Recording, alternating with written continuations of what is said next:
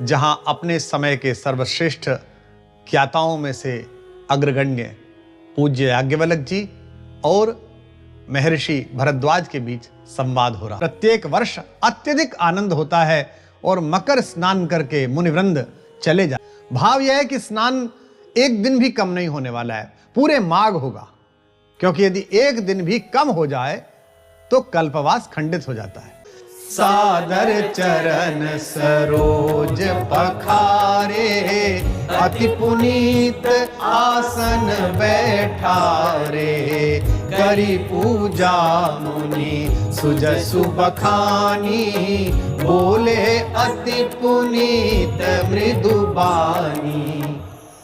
भरद्वाज जी ने याज्ञवल्क्य जी के चरणों को बड़े ही आदर के साथ धोया और उनको अत्यंत पवित्र आसन पर बिठाया तथा उनकी पूजा करके उनकी प्रशंसा की और अत्यंत पवित्र, मधुर और कोमल वाणी में बोले। गोस्वामी जी कुछ भी कहें तो उसका प्रतीक समझिए। भारतीय संत परंपरा में पूजा के प्राय 3 भेद बताए गए हैं। आपने अक्सर देखा होगा, सोशल मीडिया पर देखा होगा, रील्स में देखा होगा, टीवी पर देखा होगा और प्रत्यक्ष कभी आप किसी संत के, साधु के पास गए हो तो वहां देखा होगा कि जब साधु एक दूसरे से मिलते हैं, जब कोई संत कहीं पहुंचते हैं तो दूसरे संत और उनके शिष्य जो उनका स्वागत करते हैं वो कई प्रकार का होता है। कई संतों के सम्मुख तो पूजा की थाली लेकर हम पूजा कर देते हैं, कईयों के चरण छू लेते हैं, लेकिन कईयों का देखा होगा कि उनके चरणों को धोया जा रहा है, चरणामृत बट रहा है। अक्सर हमने ब्रजमंडल में, अयोध्या जी में अक्सर ये देखा है। उनके स्नेह के कारण, उनके कह देने के कारण या अपनी अनभिज्ञता के कारण उसी आसन पर बैठ जाते हैं। यह उचित नहीं है।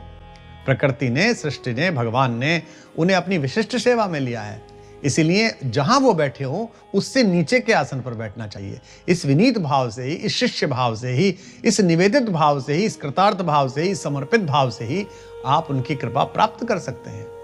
और यहां से मानस में प्रवेश हो रहा है।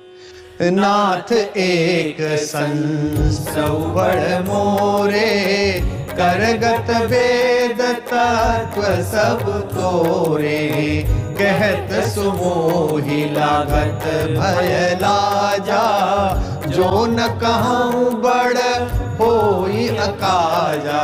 हे नाथ, हे स्वामी, मेरे मन में एक बड़ा भारी संदेह है। भरद्वाज जी ने कहा, और सारे वेद तत्व तो आपके हस्तगत हैं, आपकी मुट्ठी में है, परंतु मुझे अपना संदेह कहने में भय और लज्जा प्रतीत हो रही है, और यदि मैं संदेह को ना कहूं तो इससे कोई बहुत बड़ी हानि हो जाएगी।